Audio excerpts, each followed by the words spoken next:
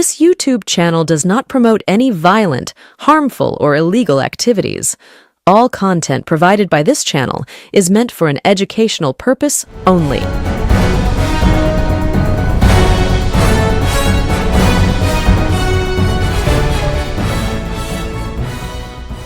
পরিবর্তনের বাংলায় দুর্গাপূজা নিয়ে বিপাকে দুর্গাপূজা কমিটি থেকে শুরু করে যারা মূর্তি গড়েন তারা কেন বলছি এই কথা, সেই বিষয়ই আজকে আমরা আমাদের পর্বে দেখাতে চলেছি। আমি প্রতিবেদক সায়ন্তন চক্রবর্তী, আপনারা দেখছেন বঙ্গচক্র ইউটিউব চ্যানেল।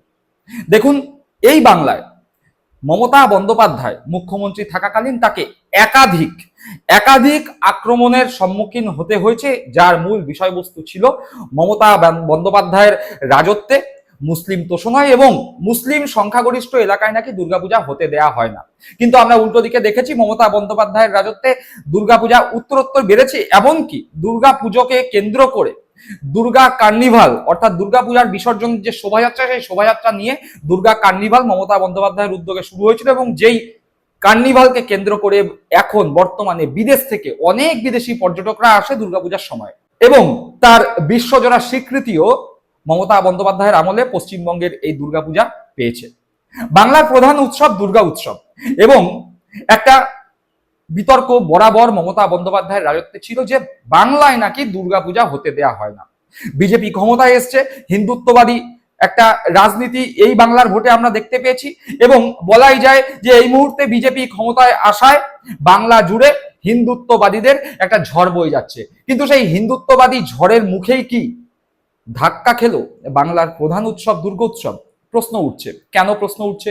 ইতিমধ্যেই শুভেন্দু অধিকারী মুখ্যমন্ত্রী হিসাবে একাধিক প্রশংসনীয় পদক্ষেপ নিয়েছেন। তিনি যেরকম ঘোষণা করেছেন তৃণমূল কংগ্রেসের আমলের কোন রকম জনকল্যাণমূলক যে সমস্ত প্রকল্প ছিল তা বন্ধ হবে না, উল্টে আমরা দেখতে পাচ্ছি লক্ষ্মীর ভান্ডার 1,500 করে দেওয়া হতো, যারা লক্ষ্মীর ভান্ডার পেতেন তারাই আবার অন্নপূর্ণার ভান্ডার পাবেন 3,000 টাকা করে, যুবসাথী থেকে শুরু করে স্বাস্থ্যসাথী সমস্ত স্কিম চালু থাকছে।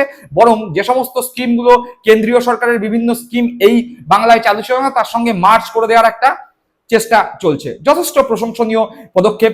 এবং পাশাপাশি শুভেন্দু অধিকারী বলেছেন যে ধর্মীয় ভিত্তিতে যে সমস্ত ভাতা দেওয়া হতো, যেমন ইমাম ভাতা বা পুরোহিত ভাতা, সে সমস্ত ভাতা বন্ধ হবে, এই সিদ্ধান্তও প্রশংসা পেয়েছে। আবার শুভেন্দু অধিকারী মুখ্যমন্ত্রী হিসাবে বলেছেন ভিআইপি কালচার আউট।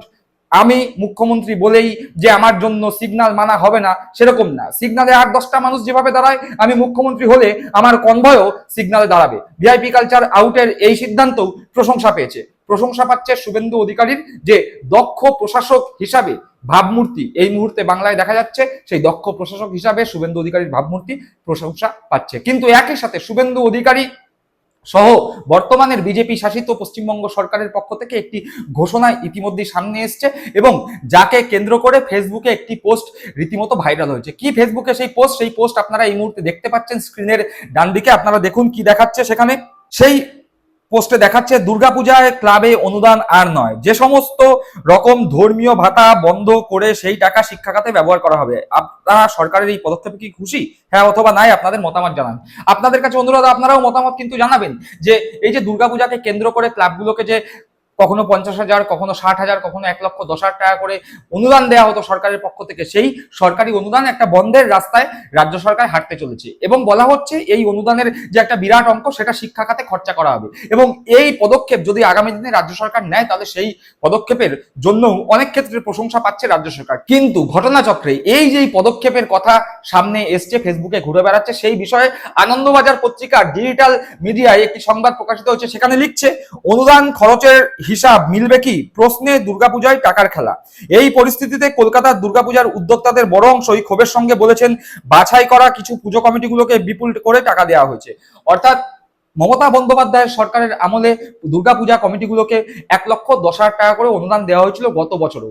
এবার বলা হচ্ছে যে একটা সিদ্ধান্ত নাকি সামনে আসতে পারে, যে ক্ষেত্রে রাজ্য সরকার বিভিন্ন যে ক্লাবগুলো অনুদান পেয়েছেন, সরকারি অনুদান পেয়েছেন, তাদের কাছে জমা খরচের হিসেব চাইবেন এবং সেই হিসেবে যদি সন্তুষ্ট হয় তাহলে সেই সমস্ত ক্লাবগুলোকে অনুদান দেওয়া হবে, বাদবাকি ক্লাবগুলো পাবে না। ফলে বিপুল সংখ্যক ক্লাব হয়তো আগামী দিনে এই দুর্গাপূজাকে কেন্দ্র করে যে অনুদান মমতা বন্দ্যোপাধ্যায় দিতেন পশ্চিমবঙ্গ সরকারের পক্ষ থেকে, সেই অনুদান হয়তো আগামী দিনে পাবেন না।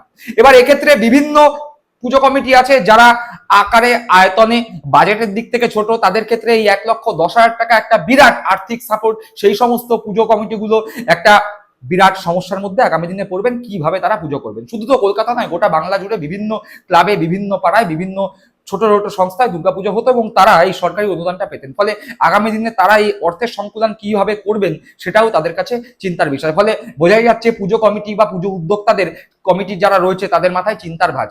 যদিও যে সমস্ত পুজোগুলো অতীতে হয়েছে বা সরকারি অনুদান নিয়ে হয়েছে, তারা হয়তো স্থানীয়ভাবে চাঁদা কেটে পুজোর যোগান করে দিতে পারবেন বা পুজোর খরচ তুলে দিতে পারবেন, কিন্তু পুজো করতে গেলে মূল যে জিনিস দরকার সেটা হচ্ছে মূর্তি, প্রতিমা, দুর্গা প্রতিমা। অর্থাৎ মা দুর্গা অসুরবধ করছেন, সিংহ রয়েছে, রয়েছে মহিষ, মা দুর্গার দুপাশে রয়েছে লক্ষ্মী, গণেশ, কার্তিক, সরস্বতী।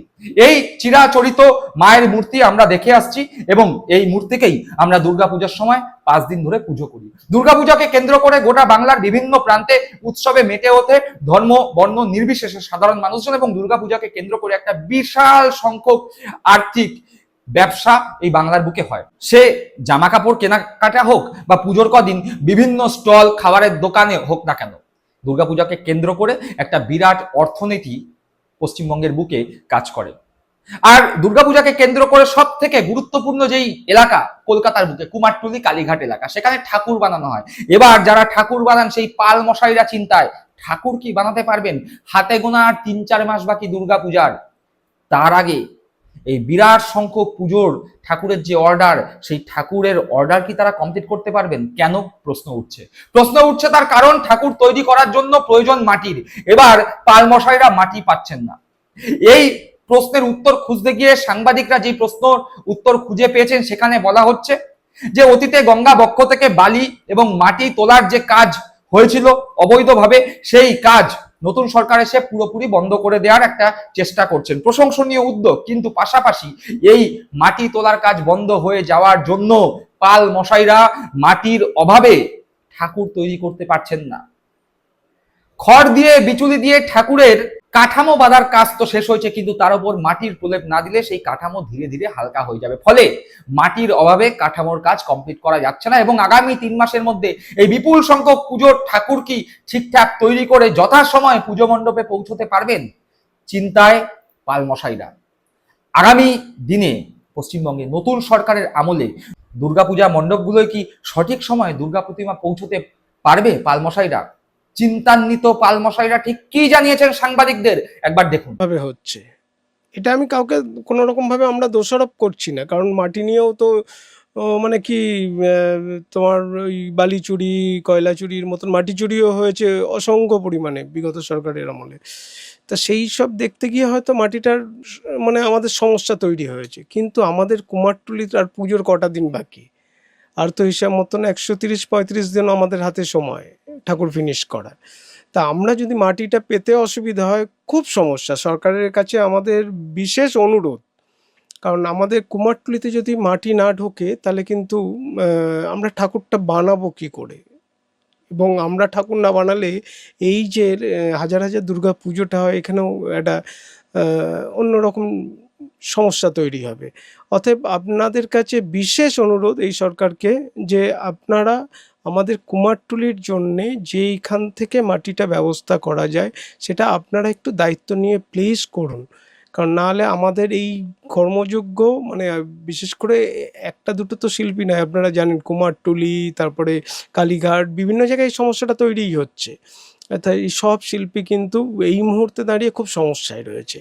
15 দিন থেকেই সংকটটা শুরু হয়েছে। তো আমরা এটা মানে রিসেন্ট খুব এটা প্রভাব পড়ছে এই কারণে, কারণ আমাদের এই মুহূর্তে কি হয়, সিজনের সমস্ত কাজগুলো তো স্টক করা হচ্ছে, আর এই সময় মাটিটার খুব দরকার। তো খুবই অসুবিধা পড়ছি, কিন্তু আমি যখনই আমাদের তো মাটির সম্পূর্ণ উলবেড়িয়া থেকেই আসে, তো আমি ফোন করেছিলাম, ওরা বলছে মাটি কাটতে দিচ্ছে না।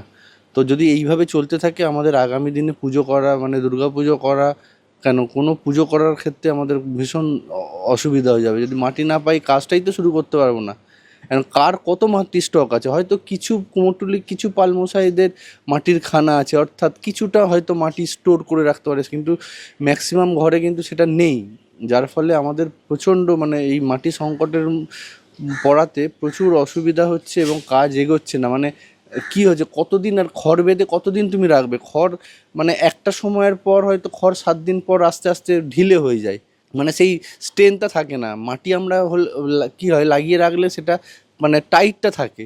তো আমাদের মানে যদি মানে এই সমস্যার সমাধান না হয় আগামী দিনে দুর্গাপুজো করা খুব চাপের। প্রায় কুমারটুলির অর্ধেক কাজ বন্ধ হয়ে গেছে, আরও অর্ধেক দিন 7-এর মধ্যে বন্ধ হয়ে যাবে। দেখলেন, শুনলেন পাল মশাইরা ঠিক কি বলেছেন। অর্থাৎ যাদের হাত ধরে মায়ের মৃন্ময়ী রূপ গঠিত হয়, তৈরি হয়, যেই মৃন্ময়ী মাকে আমরা মণ্ডপে মণ্ডপে পুজো করি, যেই মা দুর্গার আরাধনা করি, সেই মায়ের মূর্তি, সেই মায়ের প্রতিমা তৈরি এখন সংকটের মুখে পরিবর্তনের বাংলায়।